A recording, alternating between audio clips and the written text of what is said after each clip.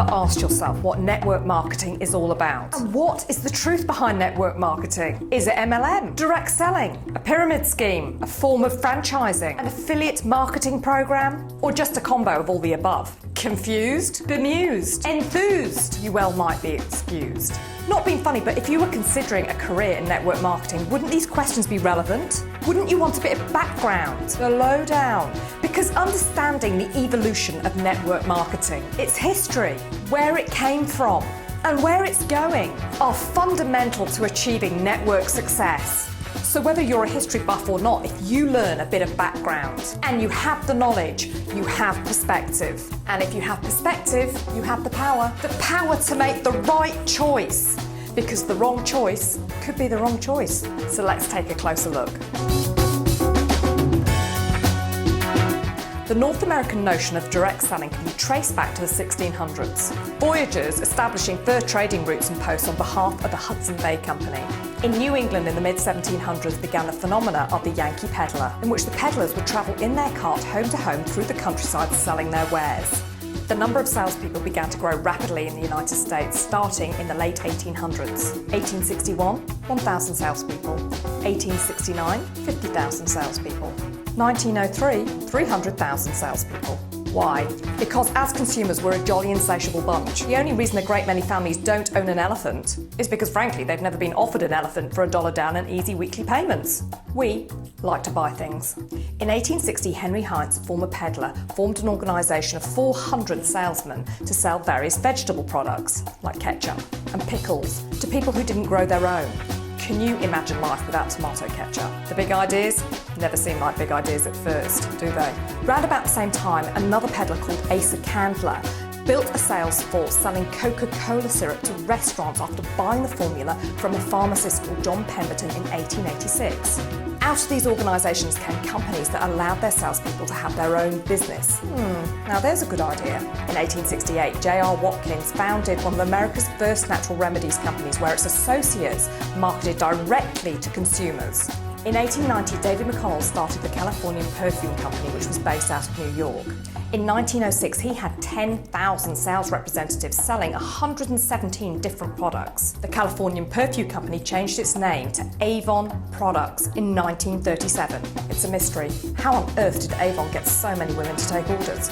In 1905, Alfred C. Fuller, another former peddler, started the Fuller Brush Company. He hired 270 dealers throughout the United States to follow his business plan based on commission-only sales. By 1919, the Fuller Brush Company had made $1 million in sales. By 1960, $109 million. Alfred Fuller was cleaning up. The early 1900s also saw the emergence of vacuum cleaner companies and encyclopedia companies like Electrolux, World Book and Britannica. The dawn of a new age in direct sales had truly arrived. In 1931, Frank Stanley Beveridge, who was a former VP of sales for the Fuller Brush Company, started Stanley Home Products. He was very influenced by the economic hardships of the Great Depression. Frank had envisioned this opportunity for people to start their own business with minimal investment, selling products that people use every day. Frank's dealers started doing presentations to clubs and organisations rather than individuals so that they could increase sales volume and maximise the sales presentation. This concept was taken into homes by having the homeowners invite their friends and family over. And the party plan was born. Frank, you party animal you. In 1934, Carl Remborg started the Californian Vitamin Corporation, and in 1939, the company changed its name to Nutrilite Products Company Incorporated. And in 1945, Nutrilite created the first documented MLM compensation plan. Once the distributor proved he could get customers, he was promoted and allowed to find other distributors and train them to get customers. As an incentive to train his distributors really well, once his distributors had amassed 150 customers, then he received an additional 2% on his total sales volume.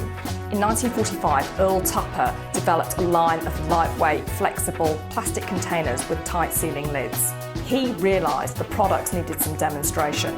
He teamed up with Brownie Wise, a former Stanley Products distributor, and formed the Tupperware Party Plan, now a worldwide billion-dollar company operating in 40 countries.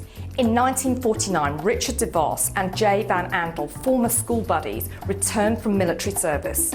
After a very brief time with Nutrilite in 1959, the two abandoned ship and formed the Amway Corporation. And in 1972, Amway acquired Nutrilite. Nice.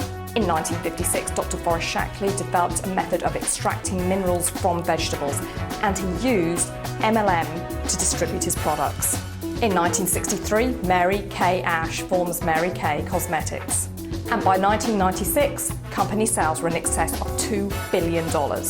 In 1975, the Federal Trade Commission filed a suit against the Amway Corporation as they said they were operating a pyramid scheme.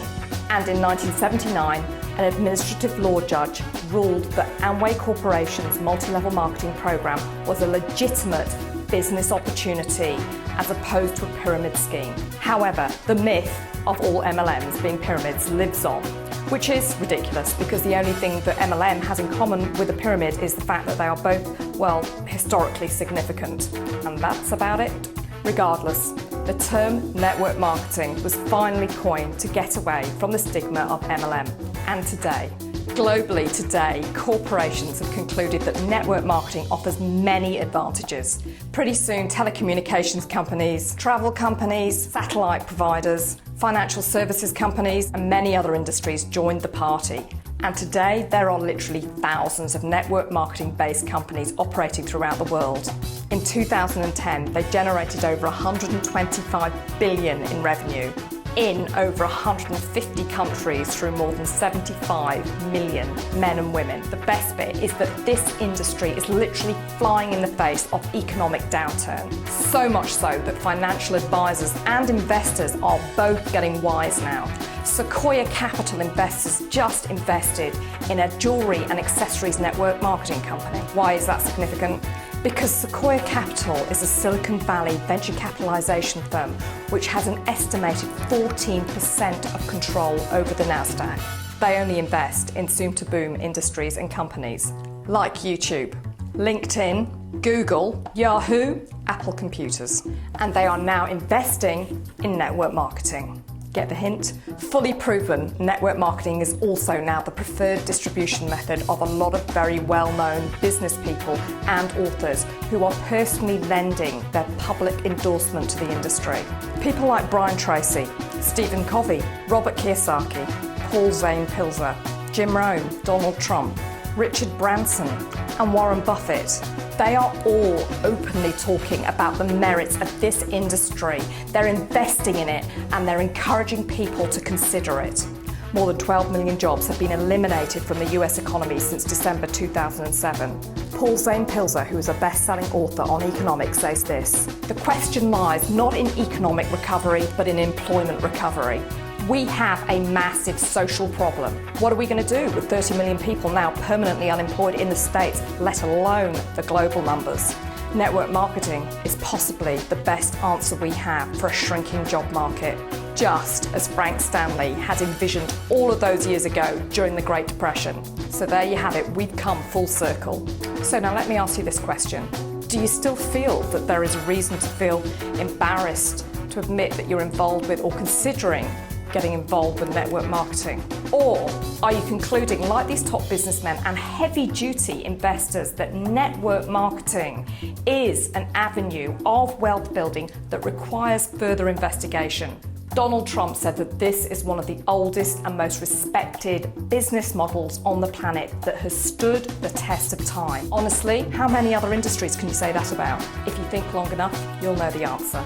In the meantime, if you would like an absolutely free report on the fantastic future of network marketing, then click the link below this video for an instant download or go to fantasticfutureofnetworkmarketing.com.